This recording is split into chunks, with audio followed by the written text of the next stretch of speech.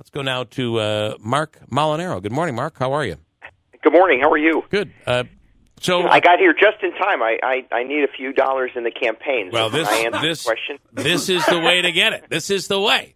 So I wanted to just get your take on. I thought it was kind of amusing. You welcomed the former mayor of Syracuse to the race, adding another one to the race. Boy, Cuomo is getting some challenges, although she is running as an independent. She is, and I do welcome her. First, I was once a mayor myself, and mayors generally know how to get the job done. But from my perspective, listen, New Yorkers have come to know, first, in many ways that Albany is broken, and this governor hasn't done much to fix it. In fact, he's kind of made it worse in so many ways. Yeah. And she comes to the table with a similar argument, and God bless her, and welcome to the race. Yeah, they're all complaining about the same thing, all while these trials are going on, and it's just and yet. I do have to say, Mark, nothing out of Albany when it comes to ethics and corruption. I mean, while it might have been talked about, nothing comes out of this session. Yeah, it's pretty disappointing. I think governors set the tone. I've been an executive for the last 7 years. We helped to set the agenda, and I think that this governor, has often said he's in favor of these reforms, but has really emboldened what is, you and I and most people know is a culture of corruption that, in many cases, and we're seeing it now in the Buffalo Billion trial, trades access to state resources, state taxpayer funds, to access to government in exchange for political contributions, and that just needs to come to an end. Well, actually, I think it's one of the reasons I've proposed no more of the pay to play. Mm-hmm. If I come into office, if you do business with the state of New York, you'll no longer be able to contribute to campaigns. Well, let's be honest. When the governor wants legislation done, let's look back on maybe some key items that he might have pushed for and really pushed for, like let's say the SAFE Act. When he wanted that done, because it was convenient, he wanted to be the first in the country for his presidential run. He wanted to be the first in the country to pass gun legislation. He pushed it through, so much so that legislators walked away saying we never got to be able to even read the bill, but we voted for it.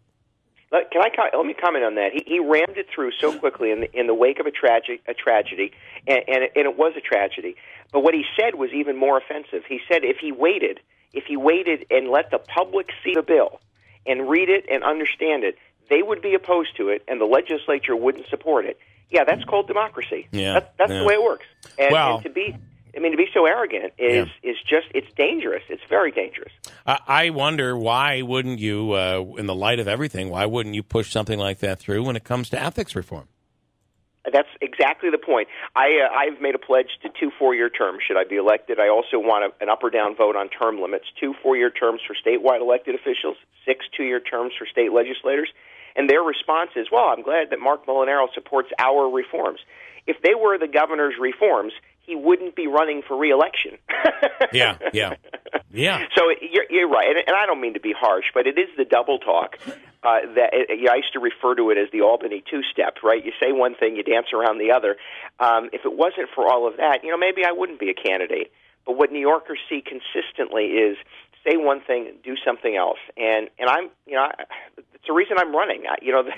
After serving at the local level. Having been involved in the state legislature, I'm not going back to Albany to make friends. I want to make the change necessary to make New York affordable and to confront what is a consistent culture of corruption that disappoints and steals from us. So we had two possible things that could probably produce a significant amount of revenue for the state, the legalization of marijuana or sports betting. Neither of those got passed, never even discussed or debated, really. What are your thoughts on those two topics? Well, in my opinion, I don't think we're ready for true legalization of marijuana. I'm open to the conversation about not open. I would like to see us expand considerably access to medical marijuana. New York was late in the game. There are so many who have ailments that could benefit, and we haven't done such a good job there.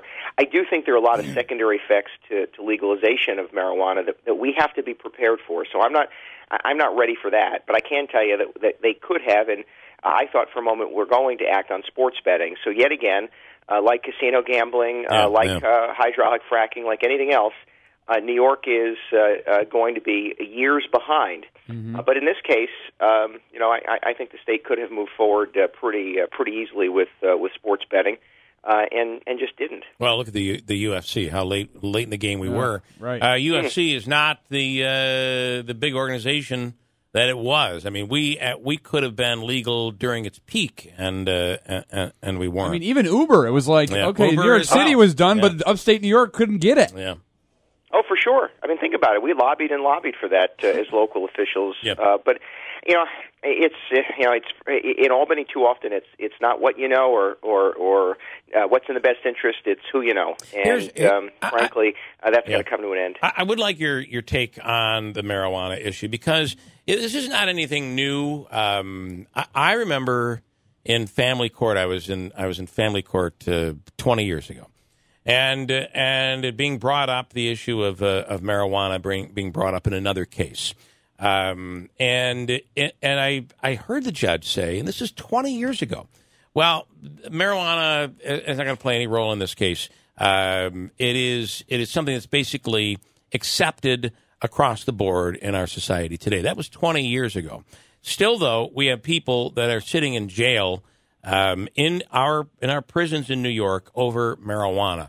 That's an issue, but that is an issue. But the other issue is the double message that we're sending to people. On one hand, you have officials, whether it's police officers, judges, even politicians, saying it's not a severe crime anymore. It's really pretty much accepted. On the other hand, it's not legal. I mean, once again, we're sending double messages to citizens. Listen, I'm open to the conversation about decriminalization and how you ensure that people don't languish in jails. In my county, we don't put people in county jail for possession or use of marijuana. We process you through, and in many cases, you're right. Law enforcement does perhaps look the other way. Here's my concern. There are dozens of questions that need to be answered when you legalize a substance and that quite frankly you smoke. So whether it's secondhand and how that affects minors, or it's what this looks like in a retail situation. Yeah. We know that Colorado and other states are really having real questions and issues about that. And by the way, how does it affect those who are prone to addiction? All of those questions should be answered. We've spent 2 decades, or actually more than that. We spent nearly 200 years dealing with the after effects of cigarette smoke and what have you. And again, they may be different, but we should know about that. We should understand how we're going to deal with it before we legalize something. And those questions should be answered, in my opinion. But again, New York was so late to medical marijuana, and there are those who really need it. I'd like to see a broadening and expansion access to medical marijuana for medical purposes. And here's one more going back to the sports betting. Again, by not acting, it really poses some difficulties, I think, in New York. First off, the Native American casinos throughout the state are going to move on this. It's now federally legal. I know up here, the Turning Stone Casino, I'm pretty sure you're going to see sports betting before the NFL season begins. You're downstate a bit, where Foxwoods and other casinos are nearby. New Jersey, other states, it's an easy trip over. Not to mention, now that it's illegal federally, we're going to see apps showing up and online sites that will be legal. By not addressing it and not legalizing, or at least coming up with some legislation, there's a whole can of worms being opened up here. There was legislation in both houses, and it looked like there was movement. But the governor checked out. I mean, listen, I understand that the legislature can act, but you need both branches of government to be on the same page. And about a month and a half, 2 months ago, the governor said they accomplished everything they needed to, and his focus was beating members of Congress and belittling members of the state Senate. Yeah. He said it. So when they walk away, you can't accomplish much change. I'm with you. The sports betting issue could have and should have been addressed, and now we're going to be catching up, if at all. Yeah. The folks at the Meadowlands and people in New Jersey have thanked New York for giving them a gift. Sure. And it's unfortunate. And then finally, let's talk a little politics, which I know you probably would rather avoid, but I want to just chat a little bit about it here. And that is the fact that you have 1, 2, 3 Democrats that are in the race right now. You have a Libertarian. It does seem, maybe the Libertarian draws from you a little bit, but certainly the 3 Democrats with a sitting governor speaks volumes, I think. And if any of them can catch a little action here, it really puts you in a great position. And by the way, I think they're all going to be on the ballot in November as it looks right now. This is setting itself up for a pretty perfect scenario for a Republican and for you, Marc Molinaro. If your friends are really upset with you, then you have something to pay attention to. That's a good point. Voters this, don't take my word for it that the governor has allowed this corruption, that the state is more expensive than it ever been before. His own friends are saying it. And yes, it puts us in a good position. But I do say to New Yorkers, regardless of party, listen, I really care about this state, and I want to solve problems, and I'm not going to shove ideology down people's throats.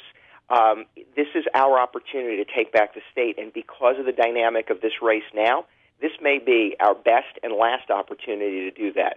And I'll say this again: I'm not going to go to Albany to make friends. I want to make the change necessary. And you're right. Politically speaking, I feel very good about where we are in the race and where things are headed. But this could be our last best chance to finally take back state government. And I want to ask you: you're going to need money. How well? I'm doing this for free. how well are you? How well are you prepared? Because certainly the governor has quite the war chest. We're getting to June. Before we know it, we're going to start seeing commercials in regards to the gubernatorial race here. How well are you prepared? Well, I have tough skin, but you said it the way everyone does, right? The governor has a big war chest.